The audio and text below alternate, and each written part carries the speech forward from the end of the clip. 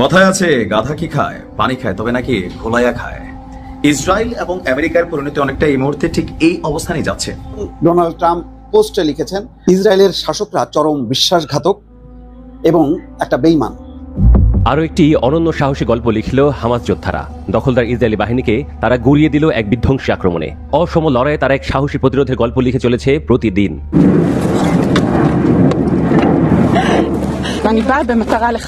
আসসালামু আলাইকুম প্রিয় দর্শক শ্রোতা, নতুন একটা ভিডিওতে জানাচ্ছি আপনাদের স্বাগত। আমি মাত্র পাওয়া তাজা এবং গরম খবর। ডক্টর মোহাম্মদ ইউনূস কেমন হুঙ্কার জানালো গণমাধ্যমে। আপনারা কিন্তু ভিডিওর অংশ বেশি দেখে বুঝে গেছেন ডক্টর মোহাম্মদ ইউনূস কি বলতে যাচ্ছে জাতির উদ্দেশ্যে। আশা রাখবো আজকের ভিডিওটি স্কিপ না করে সম্পূর্ণ দেখবেন। সম্পূর্ণ ভিডিওটি দেখলে অনেক কিছু বুঝতে পারেন এবং জানতে পারবেন। বেশ কথা বাড়াবো না, বিস্তারিত ভিডিওতে নিয়ে যাবো। তার আগে রিকোয়েস্ট করবো, যারা এরকম ভিডিও দেখতে পছন্দ করলে চ্যানেল সাবস্ক্রাইব করে পাশে থাকা বেল আইকনটি বাজিয়ে রাখবেন। ইতিমধ্যে যারা সাবস্ক্রাইব করে দিয়েছেন তাদের জানাচ্ছি অসংখ্য ধন্যবাদ। দর্শক বন্ধুরা, চলুন তাহলে এই ভিডিওতে একটি লাইক করে দিয়ে আমরা বিস্তারিত ভিডিওগুলো মোবাইলের স্ক্রিন থেকে ধারাবাহিকভাবে একের পর এক দেখে আসি। কথায় আছে গাধা কি খায় পানি খায় তবে নাকি ঘোলাইয়া খায়। ইসরায়েল এবং আমেরিকার পরিণতি অনেকটা এই মুহূর্তে ঠিক এই অবস্থানেই যাচ্ছে। গেল 12 দিনের যুদ্ধ, অনেকগুলো মানুষের মৃত্যু, ইরানকে তামাতামা করার চেষ্টা হলো, বিপরীতে কি হলো, ইসরায়েল ছেদা ছেদা হয়ে গেল।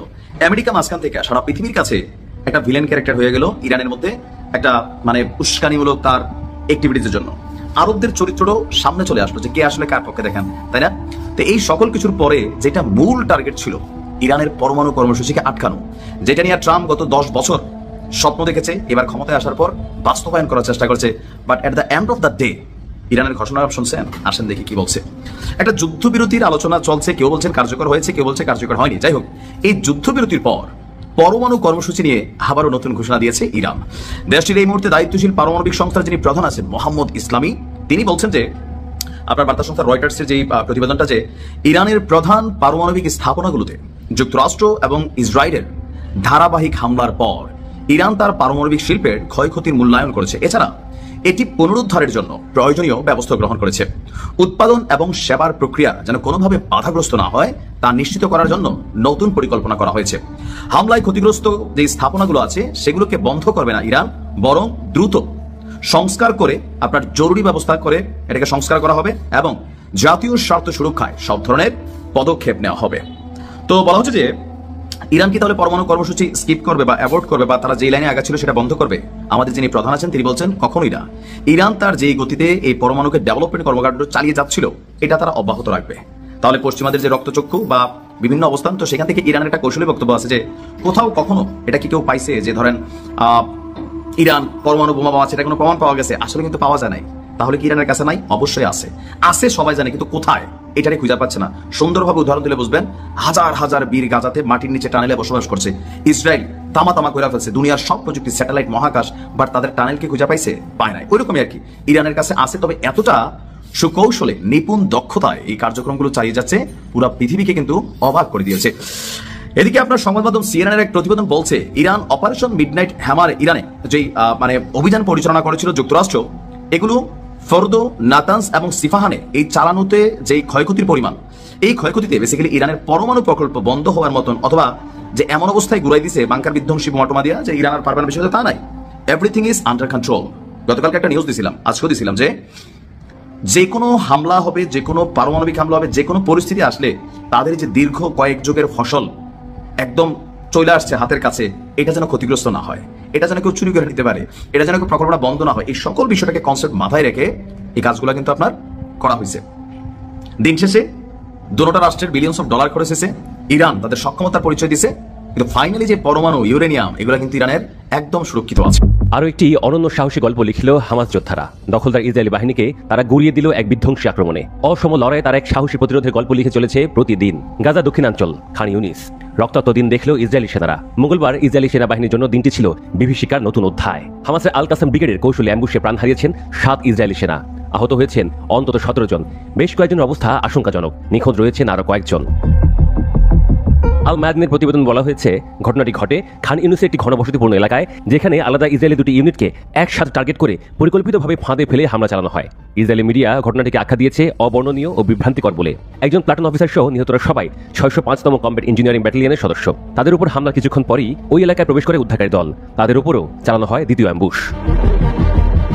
প্রথম হামলায় গুলি ও বিস্ফোরকে ভেতরে থাকা একটি পুমা ধরনের সাঁজোয়া যান আগুনে পুড়ে ছাই হয়ে যায়। ইসরায়েলি সেনাদের আর্তচিৎকার ধরা পড়ে হামাসের যোদ্ধাদের ধারণ করা ভিডিওতে। এর কিছুক্ষণের মধ্যেই যখন আহত সেনাদের উদ্ধারে এগিয়ে আসে আরও একটি দল, তাদের উপরও আঘাত হানে প্রতিরোধ যোদ্ধারা। ইসরায়েলের সামরিক সদর দপ্তর জানিয়েছে হামলায় নিহতদের পরিবারকে এরই মধ্যে অবহিত করা হয়েছে। আহতদের অনেকে এখন তেল হাশেমের হাসপাতালে চিকিৎসাধীন। এদিকে একই দিনে বিয়ার আল সাবিতে ইরানি ব্যালিস্টিক মিসাইল হামলায় আরও একজন ইসরায়েলি স্পেশাল ইউনিট সেনা নিহত হন।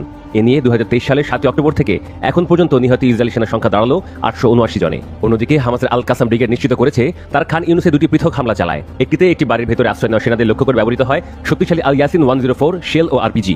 অপরটিতে আঘাত হানা হয় একটি মেরকাভা ট্যাঙ্কের ওপর ব্যবহৃত হয় শাওয়াজ এক্সপ্লোসিভ ডিভাইস। সেনা মৃত্যুর পাশাপাশি বেশ কয়েকজন নিখোঁজ রয়েছেন বলে জানা গেছে, যাদের সন্ধানে এখন অভিযান চলছে। বিশেষজ্ঞরা বলছেন এই অ্যাম্বুশ কৌশলগতভাবে অত্যন্ত সফল এবং মারাত্মক ছিল, যা ইসরায়েলের প্রতিরক্ষা ব্যবস্থা নিয়ে নতুন কোণের প্রশ্ন তুলছে। যুদ্ধের দাম চড়া, আর খান ইউনুসের এই সন্ধ্যা হয়তো এই যুদ্ধের ইতিহাসে একটি গুরুত্বপূর্ণ বাঁক হয়ে থাকবে। দুটো বিষয় নিয়ে কথা বলতে চাই। প্রধানত কথা বলবো ইরানের পারমাণবিক যে প্রোগ্রাম আছে সেটায় আদতে কতটুকু ক্ষয়ক্ষতি করা গেছে। কারণ গতকাল সিএনএনের একটা রিপোর্টের পর সারা পৃথিবীতে এটা এখন খুবই আলোচিত হচ্ছে। আসলে এক ধরনের ধারণা ছিল, কিন্তু এই রিপোর্টটার কারণে এটার এক ধরনের শক্ত ভিত্তি তৈরি হয়েছে। এছাড়াও আরেকটা ব্যাপার নিয়ে খানিকটা আলোচনা চলছে, সেটা হলো ইসরায়েল ইরানের সিজফায়ার, মানে তাদের যে যুদ্ধবিরতি হয়েছে সেটা কতটা টেকসই হবে। পারমাণবিক প্রোগ্রাম নিয়ে পরের কথা বলছি, কিন্তু যুদ্ধবিরতি নিয়ে এই প্রশ্নটা উঠেছিল। কারণ দুই দল তাদের যুদ্ধবিরতি ঘোষণা করার পরও, মানে ট্রাম্পের মধ্যস্থতা এটা হচ্ছে, প্রথম ট্রাম্প ঘোষণা করলেন, তারা দুই পক্ষ মেনে নিলেন, এরপরও খানিকটা আক্রমণ হয়েছে। ইরানের একটা বা দুটো মিসাইল লঞ্চড হয়েছে এবং ইসরায়েল বেশ টাফ জবাব দিয়েছে।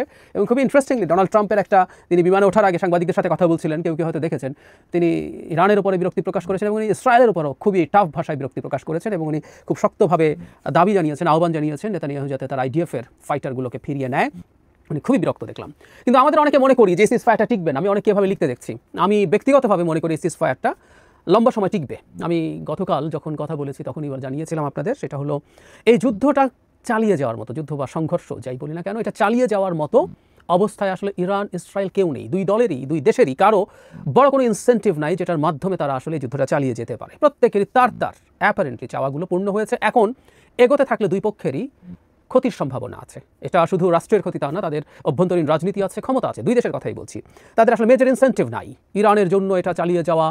মানে হলো এখন আমেরিকা অলরেডি ঢুকে গেছে। আমেরিকা যেহেতু ঢুকে গেছে, এখন আমেরিকার মানে বেইজে এক ধরনের সিম্বলিক হামলা চালিয়ে এটা শেষ করা গেছে। কিন্তু আমেরিকা যদি আরও মেজর স্কেলে এসে হাজির হয়, তার হাতে অত অস্ত্র নেই যে সে এখন শুধু ইসরায়েল না, অন্য ফ্রন্টেও সে আবার মিসাইল অ্যাটাক করতে হবে। আমেরিকার 17টা ঘাঁটি এবং বড় এবং ছোটো মিলে 17টা প্রেজেন্স আছে।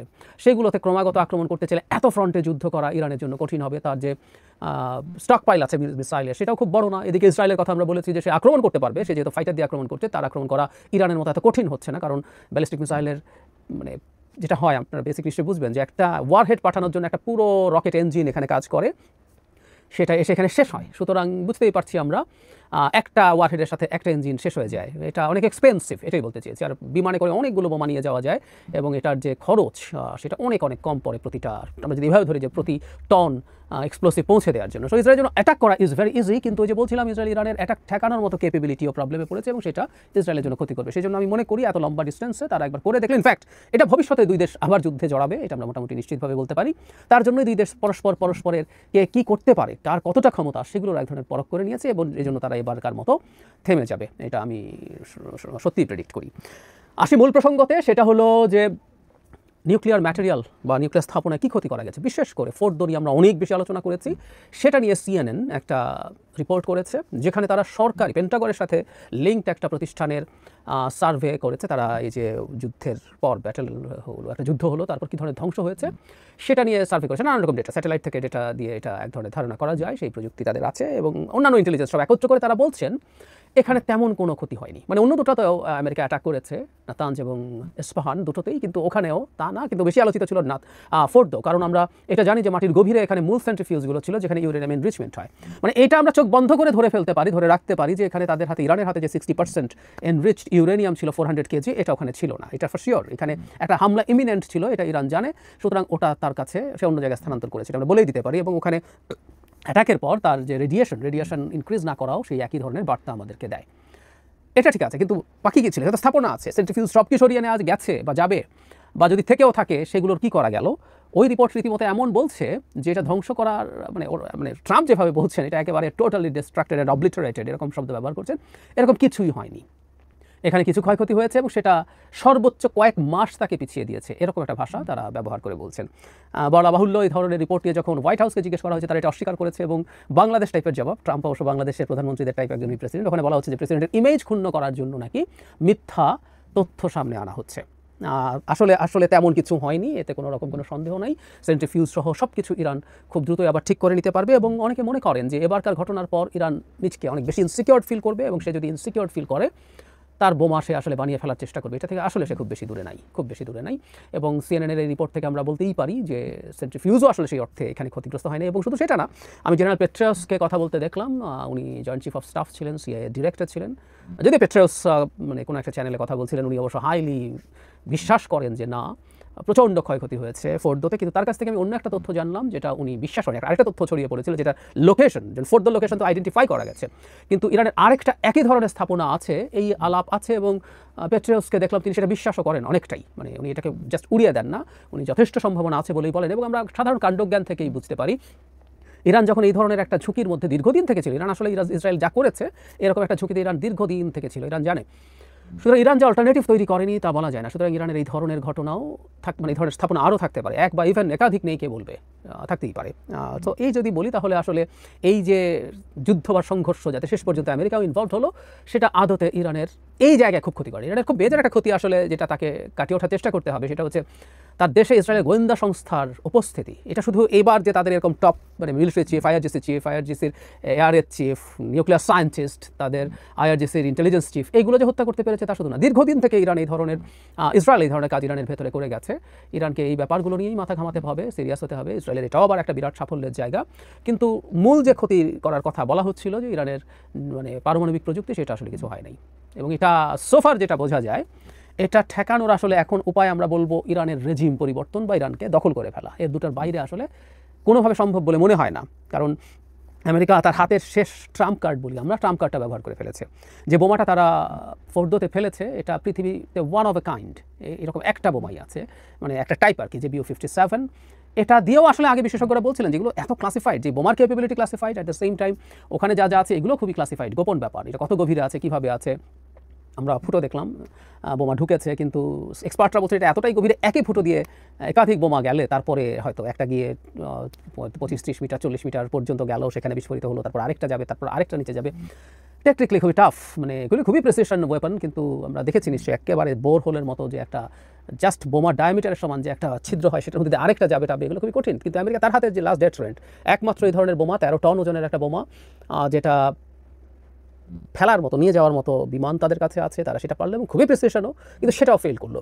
তাহলে আসলে ইরান ভবিষ্যতে আবার নতুন করে যদি এই ধরনের আন্ডারগ্রাউন্ড ফ্যাসিলিটি বানায়, সেটা আরও গভীরে বানাবে, এবং দেখা গেল এটা আসলে খুব বেশি শেষ পর্যন্ত এফেক্টিভ হয় না। তাহলে পথ আছে কি ইরানকে নিউক্লিয়ার ওয়েপন থেকে সরানোর জন্য, ইরানকে দখল করে ফেলতে হবে স্থলসৈন্য নামিয়ে, এটাও প্রায় ইম্পসিবল বা খুবই ক্ষয়ক্ষতির ব্যাপার। এটা হচ্ছে অ্যাটলিস্ট ইরাক এবং আফগানিস্তান আমেরিকায় দেখেছে। আর এটা হচ্ছে ইন্টারনাল কোনো কিছু করিয়ে ইরানের এই রেজিমের পতন ঘটানোর চেষ্টা করা। যেই রেজিম নতুন আসবে তারা ইরানের নিউক্লিয়ার প্রোগ্রাম থেকে পুরোপুরি সরে আসবে স্বেচ্ছায়, তারা তাদের সব ফ্যাসিলিটি ওয়েস্টকে দেখাবে, সেখানগুলো সব ধ্বংস করবে, সেগুলো সব নিয়ে আসবে, তার সমৃদ্ধ যে ইউরেনিয়াম সেটাও সে তার কাছে রাখবে না। এই ধরনের একটা সরকার ইসরায়েল এবং আমেরিকার জন্য লাগবে সামনে, এবং সেটা অবশ্যই বাইরে থেকে অ্যাটাক করে, প্রয়োজনে কিছু অ্যাটাক করা হবে অস্থিরতা তৈরির জন্য, কিন্তু মূলত ইন্টারনালি কিছু চেষ্টা সেটাই হবে। এবং বলা হলো ইরান নিজেও এটা জানে, ইরান যেহেতু নিজেও এটা জানে, ইরান এবার এটার পাল্টা ব্যবস্থা, বিশেষ করে মোসাদ ইসরায়েলের গোয়েন্দা সংস্থার তৎপরতা কমানোর জন্য সর্বোচ্চ চেষ্টা করবে। তারা এখন ধরপাকড় শুরু করেছে, কিন্তু আমি প্রায় একটা কথা বলি যে এটা তো এবার হঠাৎ করে হয় নাই, এর আগে তাদের নিউক্লিয়ার প্রোগ্রামের চিফকে হত্যা করা হয়েছে 3-4 বছর আগে এক অবিশ্বাস্য কায়দায়। তো তারপরও তো তাদের যথেষ্ট সিরিয়াস হওয়ার কথা ছিল। হওয়ার পরও যেহেতু মোসাদ পেরেছে, মোসাদকে আসলে ওরা কীভাবে ঠেকাবে, কতটুকু ঠেকাবে বা কতটুকু পারবে, এটাও গুরুত্বপূর্ণ প্রশ্ন।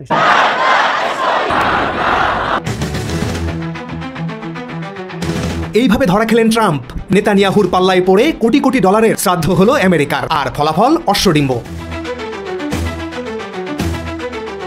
বিশ্বের সবচেয়ে বিশাল বা দানু ফাইটার জেট B-2 স্টিলথ বিমান দিয়ে ইরানে GBU-57AB ম্যাসিভ অর্ডিন্যান্স পেনিট্রেটর বা MOP বোমা নিক্ষেপ করে হাওয়ায় ভাসছিলেন ট্রাম্প ও নেতানিয়াহু। মার্কিন গণমাধ্যম নিউ ইয়র্ক পোস্টের একটি প্রতিবেদনে উল্লেখ করা হয় 2013 সালেই এক একটি MOP বোমা বানাতে খরচ হয়েছে $500 মিলিয়ন। বর্তমান হিসেবে এক একটি বোমার দাম 6000 কোটি টাকার বেশি। গত শনিবার যুক্তরাষ্ট্র শুধু ইরানের ফার্দো পারমাণবিক স্থাপনাতেই ফেলেছে 12টি MOP বোমা, যার অর্থমূল্য 72,000 কোটি টাকার বেশি। এছাড়া আরেকটি স্থাপনায় একটি বোমা ফেলেছে। আর জ্বালানি ও অন্যান্য ক্ষেপণাস্ত্র সহ ইরানে হামলায় যুক্তরাষ্ট্রের একদিনের ব্যয় হয়েছে 1 লাখ কোটি টাকার বেশি। এই বিপুল অর্থ যা আমেরিকার জনগণের টাকা, তা ইসরায়েলের কারণে খরচ করেছেন ডোনাল্ড ট্রাম্প। কিন্তু লাভের লাভ কিছুই হয়নি। খোদ মার্কিন গোয়েন্দা প্রতিবেদনে উঠে এসেছে এই তথ্য। নিউ ইয়র্ক টাইমসের বরাত দিয়ে বিবিসি তুলে ধরেছে এই খবর। পেন্টাগনের মূল্যায়ন বলছে, ইরানের পারমাণবিক স্থাপনায় যুক্তরাষ্ট্রের চালানো বিমান হামলায় দেশটির পারমাণবিক কর্মসূচি ধ্বংস হয়নি। এই হামলা দেশটির পারমাণবিক কার্যক্রম শুধুমাত্র কয়েক মাস পিছিয়ে দিয়েছে। মার্কিন প্রেসিডেন্ট ট্রাম্প আর ইসরায়েলি প্রধানমন্ত্রী নেতানিয়াহু যখন এই হামলাকে অত্যন্ত সফল বলে ঢোল পেটাচ্ছেন, তার মাত্র 3 দিনের মাথায় পেন্টাগনের এই নতুন তথ্য দারুণ বেকায়দায় ফেলেছে ইসরায়েলের মিত্র যুক্তরাষ্ট্রকে। পেন্টাগনের গোয়েন্দা শাখা ডিফেন্স ইন্টেলিজেন্স এজেন্সি বা DIA এই প্রতিবেদন তৈরি করেছে। তাদের প্রাথমিক মূল্যায়নে বলা হয়েছে, ইসলামী প্রজাতন্ত্র ইরানের সমৃদ্ধ ইউরেনিয়ামের মজুদ এই হামলায় ধ্বংস হয়নি। তবে হোয়াইট হাউস গোয়েন্দাদের এই মূল্যায়নকে সম্পূর্ণ ভুল বলে আখ্যা দিয়ে বলেছে, এটি প্রেসিডেন্ট ডোনাল্ড ট্রাম্পকে হেয় করার জন্যই করা হয়েছে। পেন্টাগনের এই তথ্যের পর ডোনাল্ড ট্রাম্প তার ট্রুথ সোশ্যাল মিডিয়ায় একটি পোস্ট দিয়ে দাবি করেছেন, CNN ও নিউ ইয়র্ক টাইমসের ওই প্রতিবেদন সত্যি নয়। তারা সামরিক ইতিহাসের সবচেয়ে সফল একটি অভিযানকে হেয় করার চেষ্টা করছে।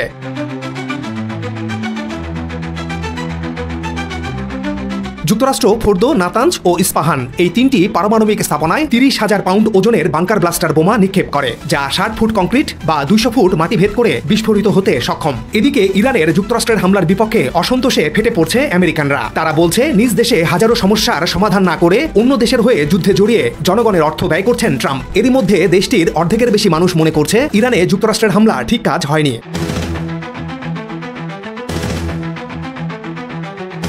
এদিকে যুক্তরাষ্ট্রের ক্যালিফোর্নিয়ার কংগ্রেসম্যান ব্র্যাড শেরম্যান বলেছেন, ইরানের পরমাণু ভান্ডারে আঘাত করতে পারেনি যুক্তরাষ্ট্র। বিবিসিকে তিনি এই কথা বলেন। ইরানের পরমাণু কর্মসূচির বিরুদ্ধে নিজেদের বিজয় ঘোষণা করতে ট্রাম্প প্রশাসনের অস্পষ্ট শব্দ ব্যবহার নিয়ে প্রশ্ন তুলেছেন এই মার্কিন কংগ্রেস সদস্য। ডেমোক্রেট ব্র্যাড শেরম্যান বলেছেন, ইরান এখনও তাদের মজুদ ধরে রেখেছে, যা প্রায় 9টি পারমাণবিক অস্ত্রের জন্য যথেষ্ট। তিনি আরও বলেন, ইউরেনিয়াম সমৃদ্ধকরণের জন্য জরুরি সেন্ট্রিফিউজগুলো মার্কিন যুক্তরাষ্ট্র ধ্বংস করতে পেরেছে এমন কোনো ইঙ্গিত হোয়াইট হাউস থেকে এখনও পাওয়া যায়নি। আণবিক শক্তি সংস্থার সাথে সম্পর্ক স্থগিত করছে ইরান। এদিকে ইরানের পার্লামেন্ট আন্তর্জাতিক আণবিক শক্তি সংস্থার সাথে সম্পর্ক স্থগিত করার সম্মতি দিয়েছে। এর মাধ্যমে ইরানের পারমাণবিক কর্মসূচিতে আন্তর্জাতিক নজরদারি করার আর সুযোগ রাখছে না ইরান। এর আগে ইরানি পার্লামেন্টের জাতীয় নিরাপত্তা ও পররাষ্ট্র নীতি কমিশন একটি খসড়া অনুমোদন করে, যাতে সরকারকে IAEA এর সঙ্গে সহযোগিতা স্থগিত করতে বলা হয়। কমিশন সংস্থার প্রতিবেদনকে ইরানের উপর হামলার অজুহাত বলে অভিহিত করে। পরিকল্পনা অনুযায়ী নিরীক্ষণ ক্যামেরা স্থাপন, পরিদর্শন এবং সংস্থায় রিপোর্ট প্রদানের মতো কার্যক্রম স্থগিত থাকবে, যদি না ইরানের পারমাণবিক স্থাপনাগুলোর নিরাপত্তা নিশ্চিত করা হয়। স্পিকার মোহাম্মদ বাকের কালিবাফ বলেন, ইরান পারমাণবিক অস্ত্র তৈরি করতে চায় না। আন্তর্জাতিক পারমাণবিক শক্তি সংস্থা তাদের দায়িত্ব পালন করেনি এবং এই সংস্থাটি একটি রাজনৈতিক হাতিয়ারে পরিণত হয়েছে। ইরানকে অসহযোগিতার জন্য সমালোচনা করা হয়েছে। ইরানি পার্লামেন্টের এই পদক্ষেপ হয়তো আন্তর্জাতিক পারমাণবিক সংস্থাগুলোর সঙ্গে উত্তেজনা বাড়াতে পারে এবং ইরানের পারমাণবিক কর্মসূচির স্বচ্ছতা ও এর আঞ্চলিক ও বৈশ্বিক নিরাপত্তার প্রভাব নিয়ে উদ্বেগ সৃষ্টি করতে পারে। কিন্তু এটা তো সত্য, আন্তর্জাতিক নিয়মনীতি লঙ্ঘন করে প্রথমে ইসরায়েল ইরানের পারমাণবিক স্থাপনায় হামলা করেছে, এরপর যুক্তরাষ্ট্র তাতে আরও শক্তিশালী অস্ত্র প্রয়োগ করেছে। অথচ আন্তর্জাতিক আণবিক শক্তি সংস্থার তত্ত্বাবধানে থাকার পরেও এমন হামলার নিন্দা করেনি এই সংস্থা। অভিভাবক সংস্থা হিসেবে যদি ন্যূনতম দায়িত্ব না পালন করে, তাহলে ইরান কেন তাদের বাধ্যবাধকতায় থাকবে? বরং এর ফলে ইরানের অনেক গোপন তথ্য পাচারের ঝুঁকি থাকে। যুদ্ধবিরতি চলছে, ইরান এখন কি করবে? ইরান এখন সম্ভাব্য কি করতে পারে তা নিয়ে মার্কিন গোয়েন্দারা তৎপর। এরই মধ্যে গোয়েন্দাদের ধারণা, ইসরায়েল ও যুক্তরাষ্ট্রের বিমান হামলা ইরানের পারমাণবিক কর্মসূচি বিলম্বিত করার পরিবর্তে যতটা ক্ষতি হয়েছে, সেই ক্ষতিগ্রস্ত স্থাপনার মেরামত ও হত্যার শিকার হওয়া বিজ্ঞানীদের জায়গায় নতুন বিজ্ঞানীদের নিয়ে আসার পর এটা আরও গতি পাবে কিনা তা পর্যালোচনার দাবি রাখে। হামলায় ক্ষয়ক্ষতি সম্পর্কে পরিষ্কার ধারণা পেতে সময় লাগবে। একই সাথে ইরান পারমাণবিক অস্ত্র তৈরির দ্বারপ্রান্ত বলে ইসরায়েল যে দাবি করছিল তা নিয়েও বিতর্ক চলতে থাকবে।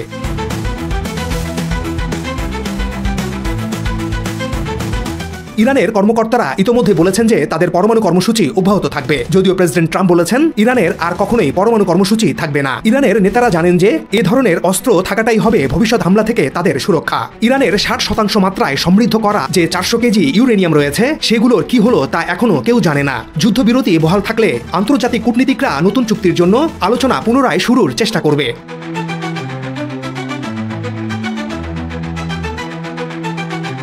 এই যুদ্ধ ইরানকে কিছুটা দুর্বল করেছে, তবে এর চেয়েও বেশি দুর্বল হয়েছে ইসরায়েল। ফলে ইরানকে কূটনৈতিক আলোচনায় ফেরানো খুব সহজ হবে বলে মনে করছে না মার্কিন গোয়েন্দারা। এর অবশ্য অনেক কারণ আছে। প্রধান কারণ, ইরানিরা আর কখনোই ট্রাম্পকে বিশ্বাস করবে না। প্রথমত, আলোচনার নামে সময় ক্ষেপণ করে ইসরায়েলকে হামলার জন্য প্রস্তুত করেছেন ট্রাম্প।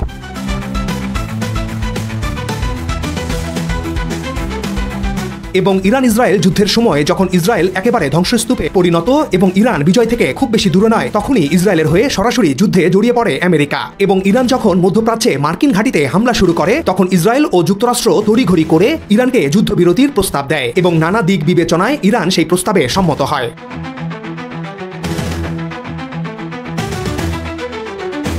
সুতরাং এখন শুধু ইরান ও ইসরায়েল প্রতিপক্ষ না, এখন একদিকে ইরান, অন্যদিকে ইসরায়েল, আমেরিকা ও ইউরোপ। সুতরাং আলোচনার জন্য কাকে ভরসা করবে ইরান? সবচেয়ে বড় কথা, এই যুদ্ধ ইরানকে দিয়েছে সেই শক্তি, যে শক্তি নাগরিকদের ঐক্যের। বহুদিন ধরে ইরানের সমাজ রাজনৈতিকভাবে বিভক্ত সমাজের জনগণও বিভক্ত হয়ে থাকে। কিন্তু যখনই অবৈধ দখলদার রাষ্ট্র ইসরায়েল ও বিশ্বমাতবর যুক্তরাষ্ট্র ইরানে হামলা চালালো, তখন থেকেই এক জাতিতে পরিণত হলো ইরানিরা।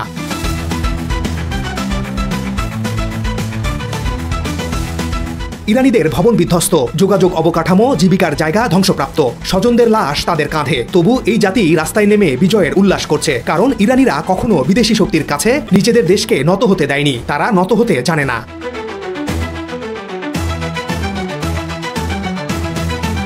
এবং এতদিন ইরানের সরকার চাইছিল পারমাণবিক অস্ত্র বানাতে। জনগণের এসবে কোনো আগ্রহ ছিল না, কিন্তু এবার দেশটির জনগণই বলছে ইরানকে পারমাণবিক শক্তিধর দেশ হিসেবে আবির্ভূত হতে হবে।